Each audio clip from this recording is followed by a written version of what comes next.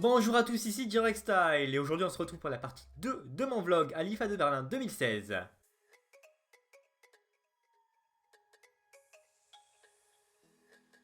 Si vous n'avez pas vu la première partie de mon vlog de l'IFA de Berlin 2016, je vous invite à cliquer au milieu de votre écran. Je suis toujours au stand Samsung comme vous voyez avec les démonstrations du Gear VR. J'ai pu apercevoir la nouvelle montre connectée de chez Samsung, la Gear S3 qui intègre le GPS.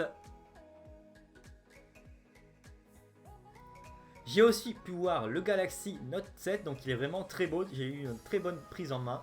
Donc apparemment il y a des modèles qui explosent, mais ici il n'y en a aucun qui a explosé, heureusement. Donc la principale nouveauté qui a fait parler de lui, c'est le scanner d'iris, c'est-à-dire que vous pouvez déverrouiller comme avec Touch ID sur un iPhone, sauf que là avec vos yeux, donc ça scanne votre iris et ça déverrouille. Sinon franchement niveau design, il est très beau, ils sont vraiment très forts en ce moment. Vous pouvez tester différentes démonstrations avec les Gear VR, donc là c'est pour une démonstration où on est dans une sorte de montagne russe, donc vous voyez la queue, il y en a vraiment beaucoup de personnes qui viennent tester.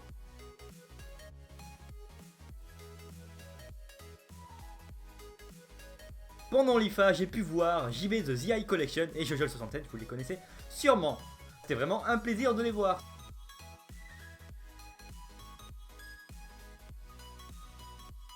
Là avec Jojo JB, on va tester montagne russe avec le Gear VR. Attraction en réalité virtuelle. Ça, c'est pas vrai. D'habitude, dès qu'on va à Disney, on entend des gens crier, mais maintenant, c'est à l'IFA, on entend des gens crier. Voilà, ça, c'est assez rigolo.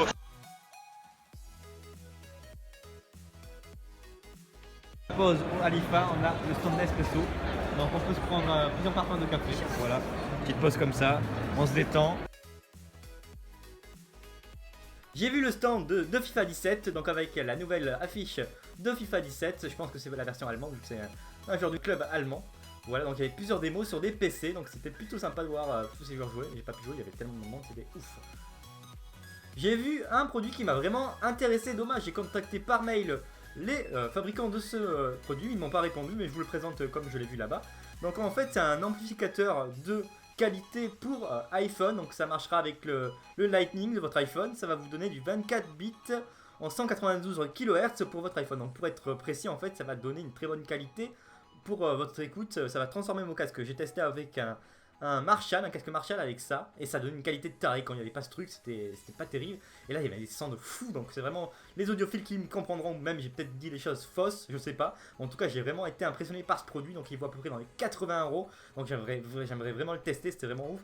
Pour iPhone, par exemple, avec Apple Music, ça marche pas parce qu'il faut vraiment des fichiers de qualité, par exemple des points FLAC. Donc quand vous mettez ce produit, vous branchez en Lightning, je veux dire ça sur votre iPhone, et ensuite ça vous demande d'installer une application pour pouvoir profiter d'une écoute avec des fichiers de qualité comme sur l'application de musique, vous devez le savoir, ça ne marche pas, les points FLAC et tous les fichiers avec une grande qualité, donc il faut falloir les télécharger sur l'App Store et télécharger et les transférer via iTunes, les fichiers .FLAC par exemple sur l'application. C'est compatible avec les iPhones et Android. Pour les iPhones, il vous faut un connecteur Lightning. Pour Android, ça marche avec le micro USB ainsi que le USB Type C.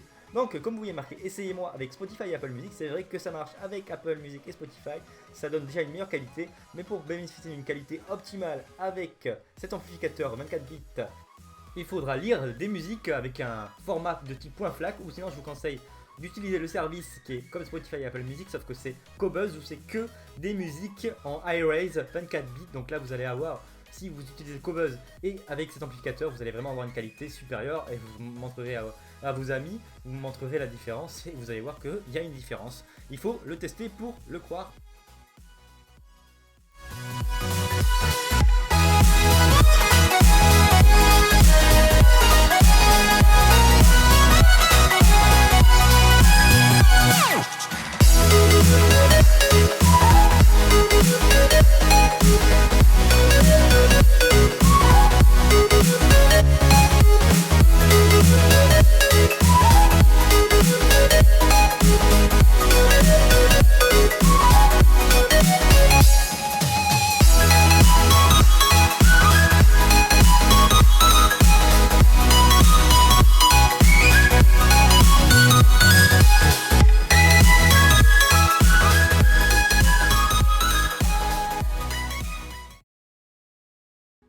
J'ai vu le Moto Z avec ses Modo Mods. Donc en fait les Modo Mods c'est assez spécial parce que c'est le seul smartphone qui a ça. Il y a un connecteur à l'arrière et en fait ça vous permet d'ajouter plein de mono-modes. Donc là vous voyez les enceintes, en fait c'est une enceinte JBL où vous branchez au connecteur à l'arrière et vous avez un son de fou.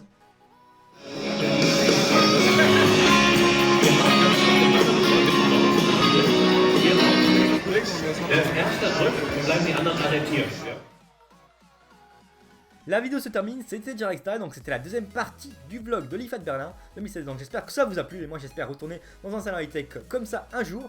Donc si vous avez aimé la vidéo, n'hésitez pas à mettre un pouce bleu, à la commenter et à vous abonner à ma chaîne YouTube pour recevoir mes prochaines vidéos. C'était Jarexta, à la prochaine.